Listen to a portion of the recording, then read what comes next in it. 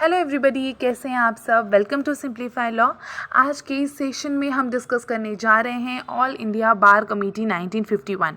ये जो कमेटी है ये आफ्टर इंडिपेंडेंस की कमेटी है। इससे पहले के सेशंस में हमने इंडियन बार कमेटी 1923 डिस्कस की थी, इंडियन बार काउंसिल एक्ट 1926 भी डिस्कस किया था। अगर आपने वो वीडियोज़ नहीं देखे हैं तो प्लीज़ चेक कीजिए। इस वीडियो के डिस्क्रिप्शन बॉक्स में आपको उन वीडियोस की लिंक मिल जाएगी, प्लीज़ चेक कीजिएगा। क्योंकि क्या है, ये कमेटी आपको तब तक समझ में नहीं आएगी जब तक आप इंडियन बार कमेटी 1923 और इंडियन बार काउंसिल एक्ट 1926 नहीं समझ लेते। फिर भी इस सेशन की शुरुआत करने से पहले मैं थोड़ा सा एक क्विक रिविजन कर देती हूँ इंडियन बार काउंसिल एक्ट 1926 का, ताकि आपको ये वाली कमेटी समझ आ जाए। तो इंडियन बार काउंसिल एक्ट 1926 ये इनैक्ट क्यों किया गया था?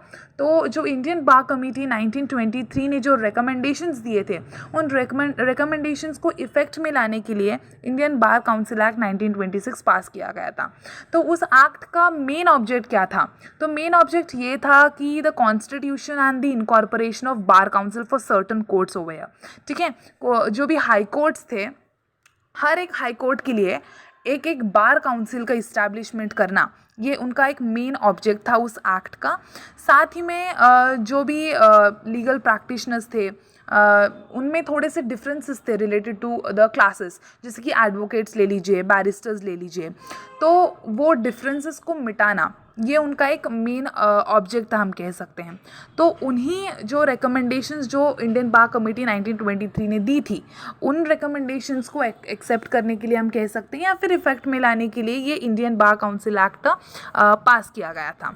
तो अब देखते हैं आगे, ये जो अपना Indian all India bar committee 1951 है, इसमें क्या क्या है। तो देखिए, Indian bar council act 1926 had left the pleaders मुक्ताज practising in the mofussil courts entirely of its scope and did not bring about a unified Indian bar. तो देखिए, मैं एक चीज़ बताना भूल गई। इंडियन बार कमेटी ने और एक रिकमेंडेशन दिया था कि ऑल इंडिया बेसिस पर एक यूनिफाइड ऑल इंडिया बार का फॉर्मेशन हो। ठीक है, और ये जो इंडियन बार काउंसिल एक्ट 1926 है, उन्होंने इस रिकमेंडेशन को इफेक्ट में नहीं लाया। साथ ही में जो प्लीडर्स थे, मुक्ताज थे, जो मोफ्यूसल कोर्ट्स में प्रैक्टिस कर रहे थे, मोफ्यूसल कोर्ट्स यानी कि डिस्ट्रिक्ट लेवल के कोर्ट्स, तो उन्हें आउट ऑफ द स्कोप रखा और इस यूनिफाइड इंडियन बार का भी जो रिकमेंडेशन था उसे इफेक्ट में नहीं लाया इंडियन बार काउंसिल एक्ट 1926 ने। Further, the councils constituted under the act were merely advisory body. अब मैंने जैसे कि कहा कि जो भी हाई कोर्ट्स थे, उनके लिए एक एक बार काउंसिल का फॉर्मेशन करना था। ठीक है, अब ये जो काउंसिल्स थे, इन्हें बस एडवाइजरी नेचर का ही बना के रख दिया गया। ठीक है, इन्हें बस एडवाइजरी बॉडी तक ही सीमित रखा गया और this were neither autonomous nor had any substantial authority over. तो जो इंडियन लीगल प्रोफेशन था वो सेटिस्फाइड नहीं था with what had been achieved by the act of 1926। तो जो इंडियन प्रैक्टिशनर्स थे, उनके 3 मेन एम्स थे। ठीक है, पहला तो ये था कि अबॉलिशन करना है of all distinctions between various classes and grades of legal practitioners. साथ में उनका ये भी एम था कि the democratisation of bar council. ठीक है, बार काउंसिल का मतलब मैं कह सकती हूँ डेमोक्रेटाइजेशन यानी कि नॉर्मलाइजेशन ऑफ बार काउंसिल करना। साथ में जो बार काउंसिल है उसे जो एडवाइजरी नेचर तक ही सीमित रखा गया है, उसे थोड़े से अच्छे से पावर्स देना, हम कह सकते हैं। साथ में जो मोफ्यूसल लॉयर्स हैं, उन्हें प्लीड करने देना इन द मोफ्यूसल कोर्ट्स ओवर या फिर इन द हाई कोर्ट्स, हम कह सकते हैं। The taking of the control exercise by the high courts over the members of the legal profession and the wasting them in the bar council. तो सभी जो powers थे वो सभी हायर कोर्ट के, मतलब हाई कोर्ट्स के पास ही थे।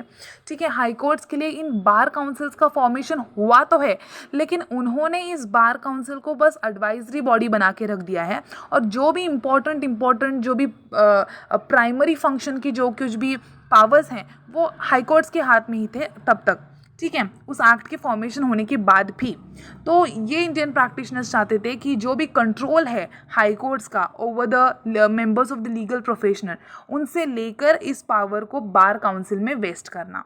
ठीक है, अब देखिए, in 1951 a committee known as the all India bar committee was appointed under the chairmanship of justice S R Das. तो ये जो कमिटी है ऑल इंडिया बार कमिटी 1951, ये किसकी चेयरमैनशिप के अंदर अपॉइंट की गई? तो जस्टिस एस आर दास के अंदर।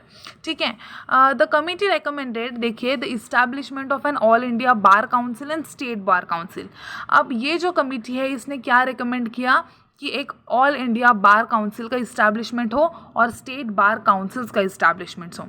Subject to certain safeguards, the committee suggested that the powers of enrolment, suspension, removal of advocates should be vested in the bar council. तो ये जो इंपॉर्टेंट फंक्शंस है रिलेटेड टू दी एनरोलमेंट ले लीजिए, suspension, removal of advocates, ये high courts के हाथ में था। तो इस कमिटी ने रिकमेंड किया कि ये जो सभी पावर्स हैं ये बार काउंसिल में वेस्ट किए जाए।